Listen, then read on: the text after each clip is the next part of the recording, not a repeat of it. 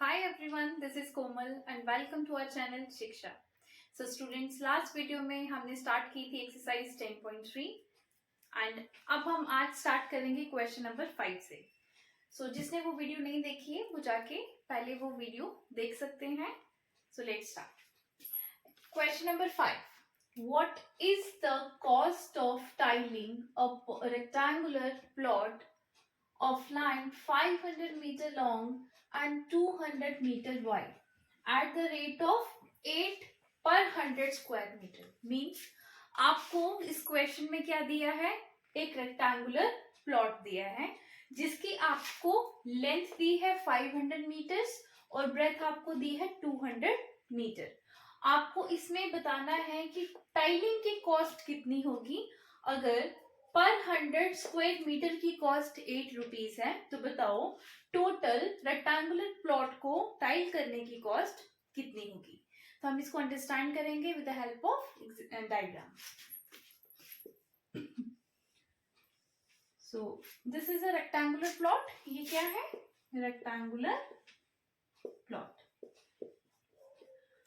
इस क्वेश्चन में आपको इसकी लेंथ दी है 500 मीटर. लेंथ आपको दी है 500 मीटर्स और ब्रेथ आपको दी है 200 मीटर. क्वेश्चन ये है कि 8 रुपीज जो है वो आपको पर 100 स्क्वायर मीटर पे लग रहे हैं. मींस आपको 8 रुपीज लग रहा है पर 100 स्क्वायर मीटर. ओके, आपको बताना है ये पूरे, अगर आप रेक्टेंगुलर प्लॉट की टाइलिंग करते हो तो टोटल कॉस्ट कितनी होगी टाइलिंग की. तो सबसे पहले हम इस रेक्टेंगुलर प्लॉट का क्या निकालेंगे, एरिया. पहले हम निकालेंगे इसका एरिया, उसके बाद हम एरिया को कॉस्ट से क्या करेंगे, मल्टीप्लाई. तो लेट्स सी. सबसे पहले हम लिखेंगे लेंथ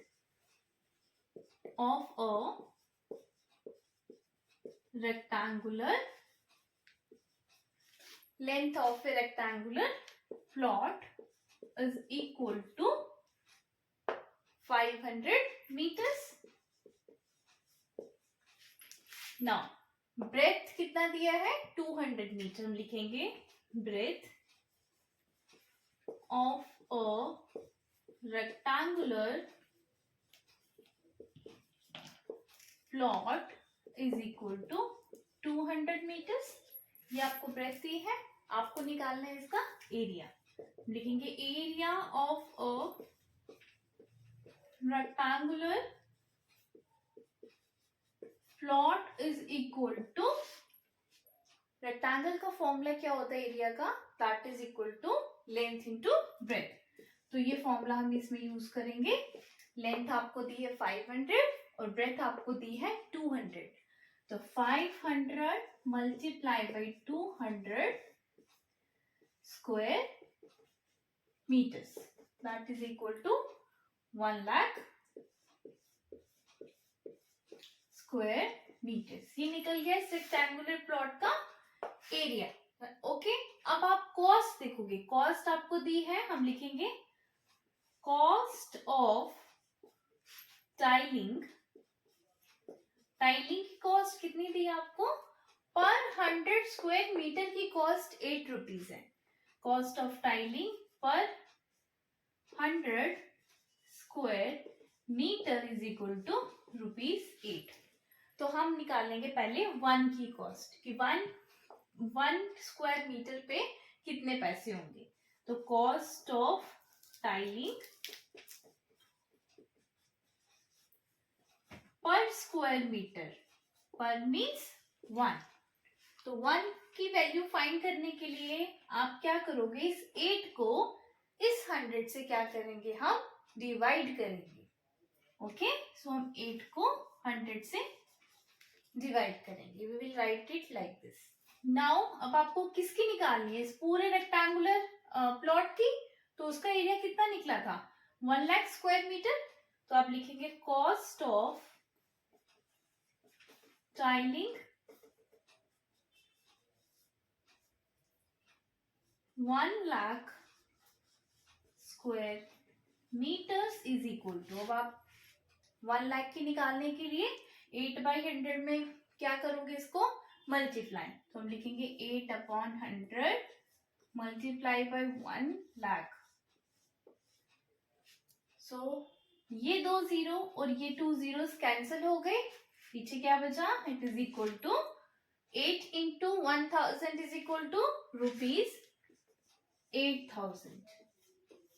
सो दैट मीन्स ये इस रेक्टेंगुलर प्लॉट की क्या निकली, कॉस्ट कितनी निकली, 8000। पूरे रेक्टेंगुलर प्लॉट की टाइलिंग की कॉस्ट निकली। नाउ स्टूडेंट्स नेक्स्ट क्वेश्चन है question number 6। A table top measures 2 meter by 1 meter 50 centimeter. What is its area in square meters? आपको इस क्वेश्चन में दिया है एक टेबल टॉप जिसकी मेजरमेंट आपको दी है, लेंथ आपको दी है 2 मीटर और ब्रेथ आपको दी है 1 मीटर 50 सेंटीमीटर। आपको बताना है what is its area in square metres. आपको जो एरिया निकालना है टेबल टॉप का वो किस में निकालना है, आपको स्क्वायर मीटर्स में। सो हम सबसे पहले इसको अंडरस्टैंड करेंगे with the help of figure. This is a table top, ये है टेबल टॉप। ओके, इस टेबल टॉप की शेप जो है वो कैसी है, रेक्टेंगुलर शेप। क्यों, क्योंकि इसकी लेंथ आपको दी है 2 मीटर और इसकी ब्रेथ भी आपको पता है, मीन्स ये इसकी शेप क्या है, rectangular.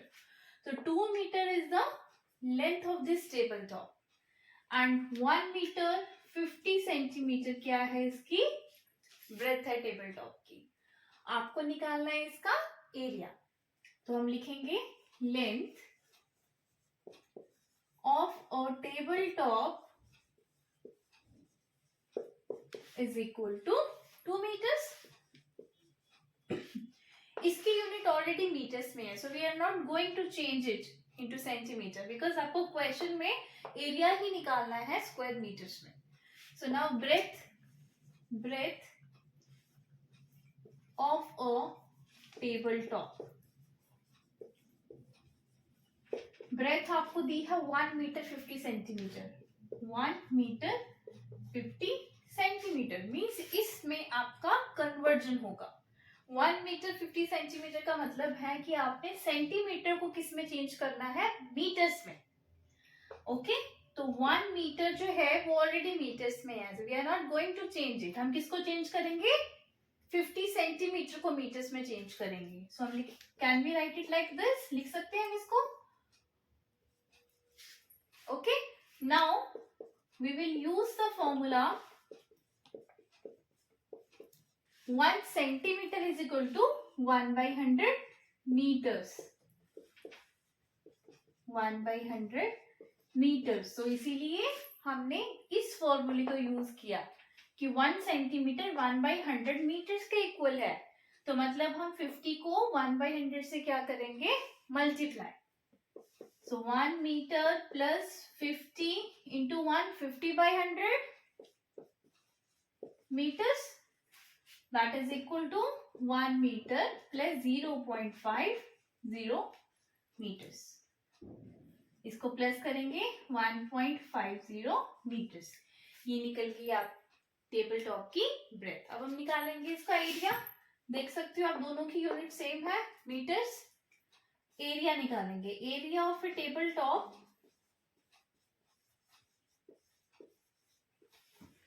It is equal to length into breadth. So length आपके पास है 2 मीटर, ब्रेथ है 1.50 मीटर्स। सो उसको हम ब्रैकेट में रख के लिखेंगे यूनिट स्क्वायर मीटर्स। सो इसको आप मल्टीप्लाई करो 0, सो इसकी यूनिट आई 3, its unit is square metre, means area जो है टेबल टॉप का कितना निकला, 3 स्क्वायर मीटर। कितना निकला, 3 स्क्वायर मीटर। तो इस तरह से हमने इस क्वेश्चन में कन्वर्जन सीखा और उसका टेबल टॉप का एरिया निकाला। Okay, now students next question we have question number 7। So in this question, a room is 4 meter long and 3 meter 50 centimeter wide. How many square meters of carpet is needed to cover the floor of the room? Means एक room है जिसकी आपको length और breath दी हुई है. Length आपको कितनी दी है इसमें 4 मीटर्स और ब्रेथ आपको कितनी दी हुई है 3 मीटर 50 सेंटीमीटर. आपको बताना है उस रूम जो है उसके फ्लोर को कवर करने के लिए कितना कारपेट की जरूरत होगी. तो सबसे पहले आपको उसका क्या निकालना है एरिया. मतलब उस कारपेट का आप क्या निकालेंगे एरिया निकालोगे. तो दैट इज व्हाट कारपेट का एरिया मींस रूम का एरिया. ओके, तो हम लिखेंगे दिस इज द रूम. देखो ये रूम है. इस रूम की आपको लेंथ दी है 4 मीटर और ब्रेथ आपको दी है 3 मीटर 50 सेंटीमीटर. आपको बताना है इसमें अगर आप कारपेट डालते हो तो बताओ कितने स्क्वायर मीटर्स ऑफ कारपेट जो है वो इस फ्लोर में इस रूम के फ्लोर पे आप डालोगे. मींस आपको इस रूम का निकालना है एरिया. तो जितना एरिया होगा उतना ही उस कारपेट का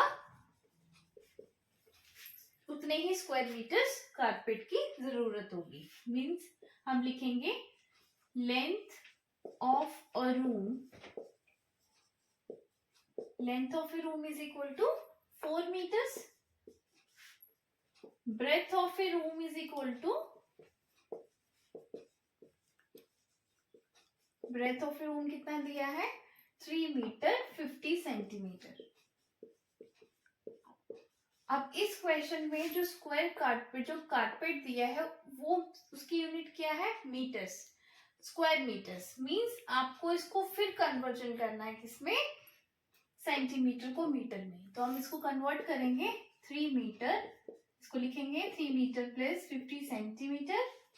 नाउ 3 मीटर प्लस 50 को हम किससे मल्टीप्लाई करेंगे 1/100. Why? Because 1 centimeter is equal to 1/100 meters.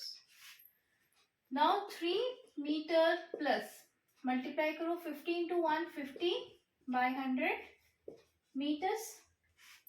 That is equal to 3 meter plus 0.50 meters. अब इसको दोनों को हम प्लस करेंगे. So that is equal to 3.50 meters. ये निकल गई इसकी breath.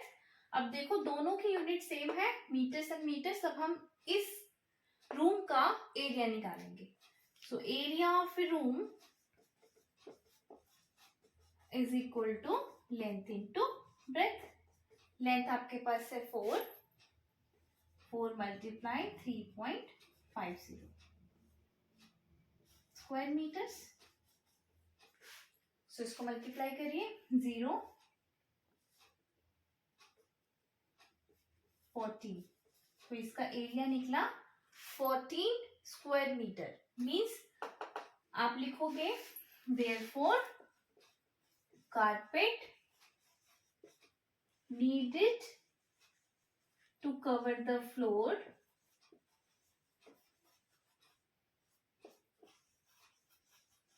it is equal to 40 square meter. तो हमें कितना चाहिए carpet 40 square metres. I hope आपको ये समझ आया है. और प्लीज स्टूडेंट्स अगर आपको वीडियोस अच्छी लगी तो प्लीज उसको लाइक करें, शेयर करें और सब्सक्राइब करें. Okay students, now in this question number 8, a floor is 5 meter long and 4 meter wide. A square carpet of sides 3 meter is laid on the floor. Find the area of the floor that is not carpeted. Means आपके पास इस question में क्या दिया है floor की length और breath दी हुई है. Suppose this is the floor. ये क्या है फ्लोर. ठीक है, इसकी आपको क्या दी है इस क्वेश्चन में लेंथ. मतलब ये आपको दिया है 5 मीटर और ये इसकी ब्रेथ दी है दैट इज 4 मीटर. ओके, अब एक स्क्वायर कारपेट लिया उन्होंने और उस स्क्वायर कारपेट का आपको क्या दिया है साइड दी हुई है. कितनी दी है 3 मीटर. मींस वो स्क्वायर शेप का है तो उसकी सारी साइड्स कितनी होंगी, 3 ही होंगी। तो अगर उस स्क्वायर कारपेट को आपने इस फ्लोर पे डाला तो मतलब ये भी 3 metre, this is also 3 metre, ठीक है, this is also 3 metre and this is also 3 metre. तो ये आपका क्या है, ये आपने क्या निकाला इसका, this is what, this is the carpet, ये है इस पे कारपेट, फ्लोर के ऊपर आपने कारपेट डाला। आपको बताना है कितना पोर्शन जो है फ्लोर का वो बच गया जिसपे कारपेट नहीं डाला, मतलब ये वाला जो पोर्शन है, this you need to find out, ठीक है। तो हम इसको कैसे करेंगे, सबसे पहले हम लिखेंगे फ्लोर का लेंथ कितनी है, length of a floor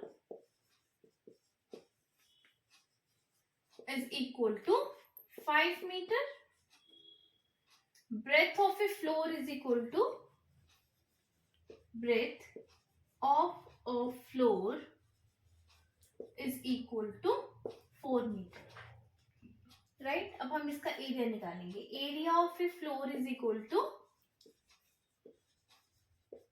length into breadth, length into breadth लगाएंगे formula, put the value in this formula, 5 multiply 4 square meters that is equal to 5 into 4 20 square meters। ये आपका निकल गया इस फ्लोर का एरिया। अब हम क्या निकालेंगे, इस स्क्वायर कारपेट का एरिया।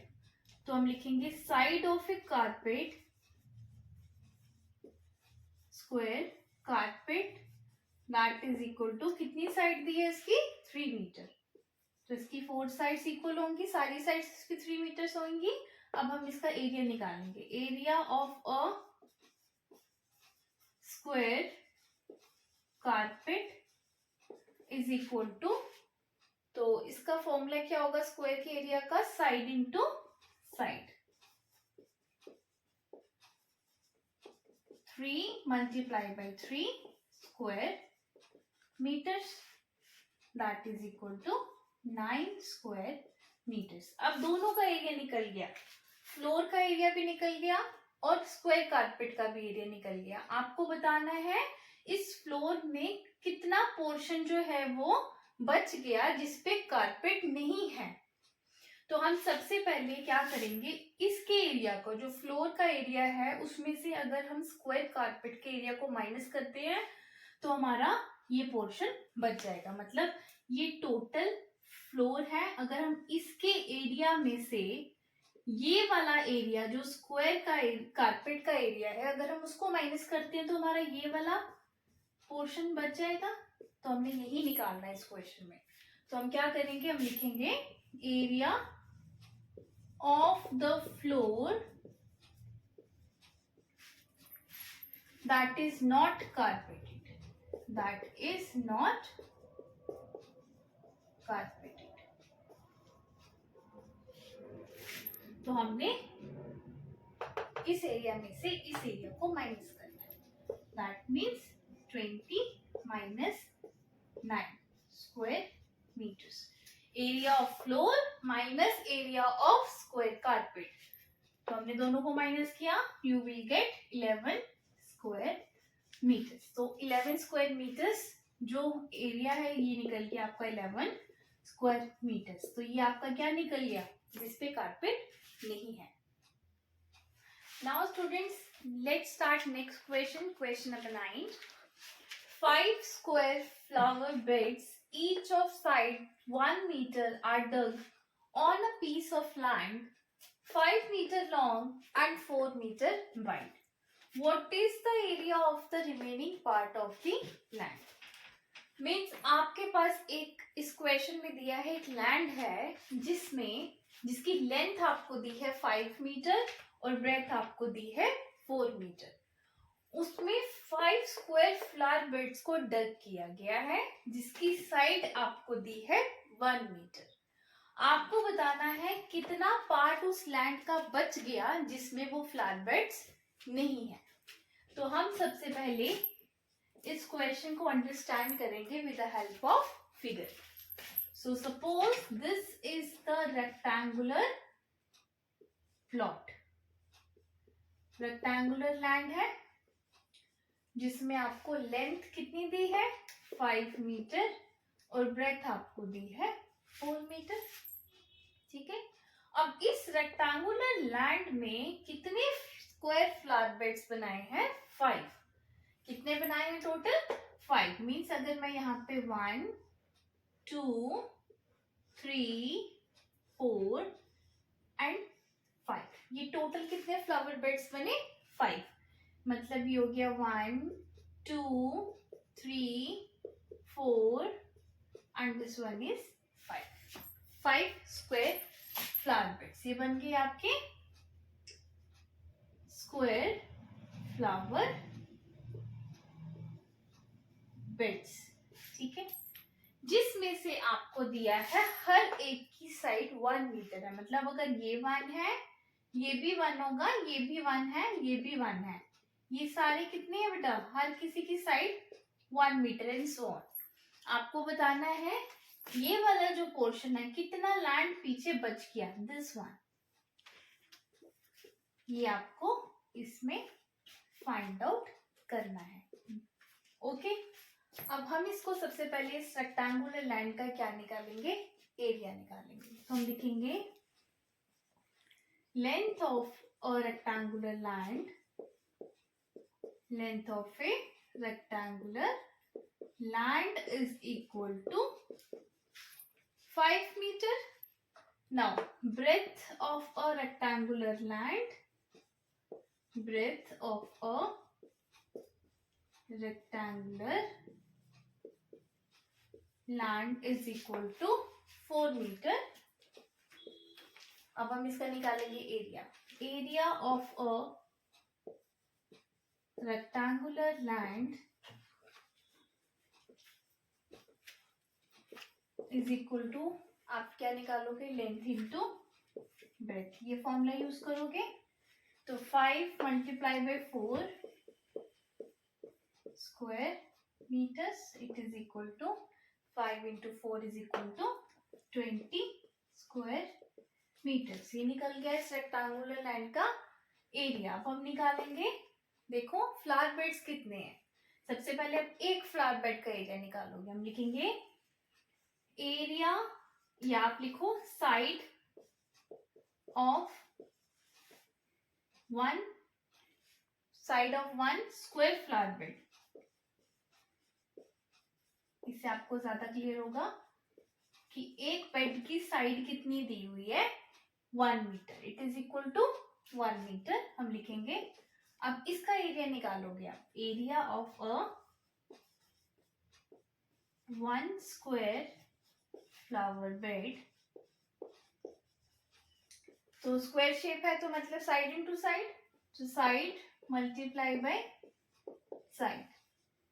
तो मतलब 1 को हम 1 से मल्टीप्लाई करेंगे, 1 multiply by 1 square metres. So 1 into 1 is equal to 1 square metre. But number of flower beds कितने हैं इसमें 5। अब देखो 1 2 3 4 5, हम लिखेंगे number of flower beds is equal to 5। तो area of 5 square beds, area of 5 square flower beds, it is equal to, हमने 5 को 1 से मल्टीप्लाई करना है तो 5 का निकल जाएगा 5 स्क्वायर बेड्स का area, that is equal to 5 square metre. ये निकल गया एरिया 5 स्क्वायर बेड्स का। अब आपको बताना है कितना आपको निकालना है, what is the area of the remaining part of the land. हम निकालेंगे area of the remaining part of the land is equal to, मतलब आपने इसके एरिया में से, रेक्टेंगुलर लैंड में से, उसके एरिया में से अगर आप ये 5 स्क्वायर बेड्स का एरिया माइनस करते हो तो आपका कौन सा पार्ट निकल जाएगा, area of the remaining part of the land. Means ये आपका इसका एरिया निकल जाएगा जो आपको निकालना है इस क्वेश्चन में। तो हम लिखेंगे area of land minus area of 5 square flower beds. तो मतलब 20 में से आपने 5 को माइनस कर देना है। तो लैंड का एरिया कितना है 20 माइनस 5 स्क्वायर फ्लावर बेड्स का एरिया कितना है 5। तो 20 minus 5 square metre that is equal to 15 square metre. तो इसका एरिया निकल गया आपके पास 15 स्क्वायर मीटर। ये निकल गया area of remaining part of the land.